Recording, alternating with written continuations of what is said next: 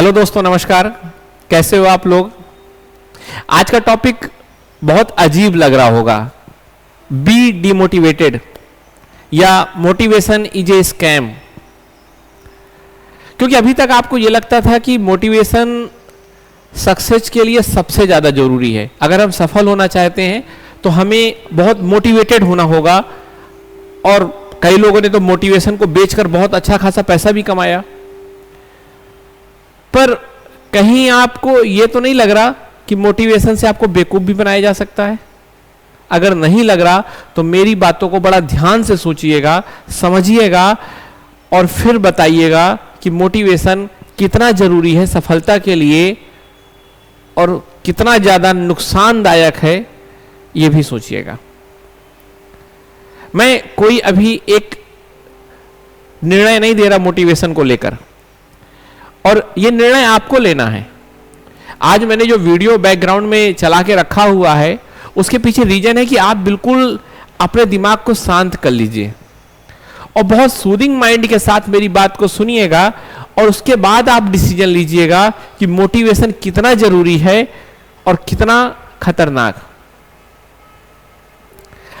क्या आपको पता है कि एक नया फिनोमेना चल रहा है जिसमें हम इमोशंस को बेच रहे हैं, मोटिवेशन को बेच रहे हैं। मैं बेसिकली सिविल सर्विस कोचिंग से जुड़ा हुआ एक इंसान हूं, और मैं देख रहा हूं कि कैसे कोचिंग ओनर हम लोगों को हाइपर मोटिवेट कर देते हैं, और हम जब बहुत मोटिवेट हो जाते हैं, बहुत इमोशनल हो जाते हैं, तो हमें यह नहीं पता होता कि क्या सही है और क्या गलत, और हम डिसीजन ले लेते हैं। और जितना चांस उसमें गलत होने का है उतना चांस सही होने का भी है, लेकिन वो गलत या सही दोनों हो सकता है, क्योंकि हम बहुत ज्यादा उस समय हाइपर मोटिवेट हो गए हैं। और जब इंसान मोटिवेशन में आ जाता है, उसके अंदर ऐसे हार्मोन सीक्रेट होते हैं कि वो बहुत इमोशनल हो जाता है। और इमोशनल इंसान जब भी डिसीजन लेगा, उस डिसीजन में तर्क का अभाव होगा, वो कम लॉजिकल पैरामीटर में कसा गया होगा, और सामने वाला हमें ऐसे एक मोटिवेशनल ट्रैप में फंसा लेता है कि हम बहुत हाइपर हो जाते हैं, बहुत अपने मूड के हिसाब से काम करने लगते हैं, और वाकई हम नहीं सोचते कि हम क्या कर रहे हैं और क्या नहीं कर रहे हैं। मैं ये बिल्कुल नहीं कह रहा कि मोटिवेशन खराब चीज है या पूर्णता खराब है, पर यह इस बात में निर्भर करता है कि जो हमारे अंदर का मोटिवेशन है वो किस तरह का है। हम बेसिकली समझते हैं कि मोटिवेशन होता क्या है, फिर हम ये देखेंगे कि मोटिवेशन केवल मात्र सफलता के लिए जरूरी है या मोटिवेशन के साथ कुछ दूसरी चीजें भी होनी चाहिए जो मोटिवेशन से ज्यादा जरूरी हैं। फिर हम उस पर यह समझेंगे कि क्या भारतीय संस्कृति में कुछ ऐसी बातें की गई हैं। तो देखिए, मोटिवेशन क्या होता है ना, हम किसी की बातों को सुन के, किसी घटना से प्रभावित होके बहुत इमोशनल हो जाते हैं, और हमारे अंदर एक डोपामीन हार्मोन रिलीज होता है जो हमें बहुत खुश रहने का एहसास कराता है, और फिर हम उसमें लॉजिकल नहीं रहते और किसी भी काम को हम कर लेते हैं। और कई बार वो अच्छा भी होता है काम, लेकिन कई बार खराब भी होता है। उदाहरण के तौर पे, हम मोटिवेट होकर किसी कोचिंग में एडमिशन ले रहे हैं कि हमें आईएएस बनना है, पर वास्तव में हमारे अंदर आईएएस बनने की क्षमता ही नहीं है। मैं ये नहीं कह रहा कि आपकी क्षमता कम है, शायद आप एक अच्छे खिलाड़ी, एक अच्छे राजनेता या एक अच्छे प्रोड्यूसर, डायरेक्टर कुछ बनने की क्षमता रखते हो, पर आप बहुत इमोशनल हो गए। आपने सोशल मीडिया में देखा कि एक आईएएस उतर रहा है, उसके पीछे 50 पुलिस वाले घूम रहे हैं, और आप बहुत इमोशनल होके आईएएस बनने के लिए गए और आपने एडमिशन ले लिया, और 2 महीने बाद आपको पता चला कि वो तो किसी काम का ही नहीं था, क्योंकि आपके अंदर का वो स्वभाव है नहीं, और आप बाह्य चीजों से प्रभावित होकर डिसीजन लिया था, और वो बाह्य चीजें खत्म हो जाएंगी कुछ समय बाद। जब खत्म हो जाएंगी तब आपको लगेगा कि मैं कहां आ गया, मैं गलत दिशा में आ गया क्या, या मेरे अंदर कोई क्षमता ही नहीं है क्या, और हम अपने आप को कमजोर समझने लगेंगे। तो ऐसे में आपको लगेगा ना कि वो मोटिवेशन कितना खतरनाक है। और सबसे ज्यादा इस मोटिवेशन का यूज तो मुझे लगता है कोचिंग इंडस्ट्री कर रही है। मैं देखता हूं कि कई बार काउंसलिंग में जब मैं बैठा रहता हूं तो कुछ बच्चे आते हैं, वो वाकई एक अलग क्षमता के हकदार होते हैं, उनके पास एक अलग क्षमता होती है, वो क्षमता नहीं होती जो एक सिविल सर्वेंट एस्पिरेंट के लिए चाहिए, पर काउंसलर इतना मोटिवेट कर देता है कि वो एडमिशन ले लेते हैं और इस बात पे बिल्कुल ध्यान नहीं देते कि क्या हम उस लायक हैं भी कि नहीं। तो बेसिकली मेरा एक कहना आपसे यह है कि मोटिवेशन जरूरी है किसी काम को शुरू करने के लिए। आप केवल किसी काम को मोटिवेशन से शुरू कर सकते हैं, पर उसे हमेशा बनाए नहीं रख सकते। और सफलता किसी एक जगह पे पहुंचना नहीं होती, उस जगह पे हमेशा बने रहना होती है। अगर बिल गेट्स को आप जानते हो, अगर सचिन तेंदुलकर को आप जानते हो, तो ये कोई एक जगह पर पहुंच बस नहीं गए, ये हमेशा वहां बने रहे हैं। वरना ऐसे कई क्रिकेटर हैं जिनके बारे में कहा जाता था कि वो सचिन से बेहतर होंगे या भविष्य का सचिन बनेंगे, पर नहीं बन पाए। या कई ऐसे बिजनेसमैन होंगे जो रातों रात अमीर बने, पर वो नहीं आगे रह पाए। क्योंकि सफलता वास्तव में किसी एक जगह पहुंचने बस का नाम नहीं है, सफलता उस जगह पर बने रहने का नाम है। और अगर आपको उस जगह पे बना रहना है ना, तो मोटिवेशन काम नहीं आएगा। मोटिवेशन केवल आपको एक शुरुआती धक्का दे सकता है किसी चीज को काम करने के लिए। और मोटिवेशन बेसिकली एक फेक कॉन्सेप्ट भी है, क्योंकि ये बाहरी तत्वों पे आधारित होता है। और सोचो, अगर आपको सफल होना है तो आप किसी बाहरी तत्वों के भरोसे बैठे हो। कोई इंसान ऐसा सफल हो सकता है क्या जो किसी एक्सटर्नल स्ट्रक्चर पे चल रहा हो? आप तब तक नहीं सफल हो सकते जब तक आपकी इनर वॉइस या इनर स्ट्रेंथ आपको सपोर्ट नहीं करेगी।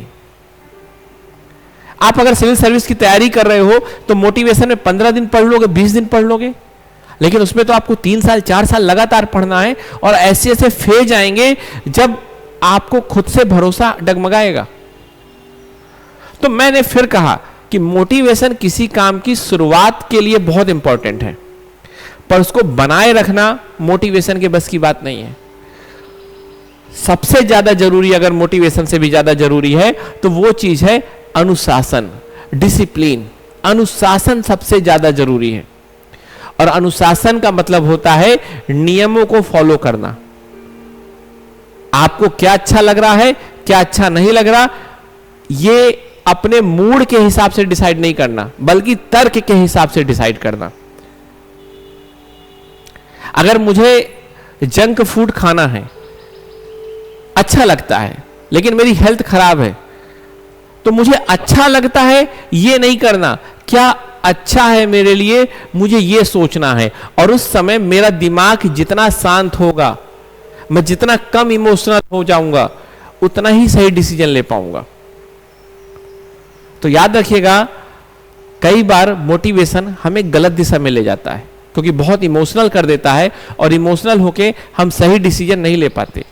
सही डिसीजन लॉजिकल होके ही लिया जाता है, और लॉजिकल होने के लिए आपको अनुशासन के लिए तैयार रहना पड़ेगा।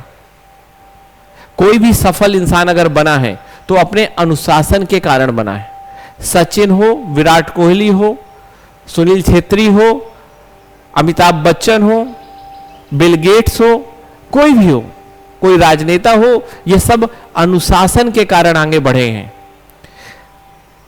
जब आप नियमबद्ध होकर काम करते हो, तब आपके लिए एक सपोर्टिव सिस्टम तैयार होता है।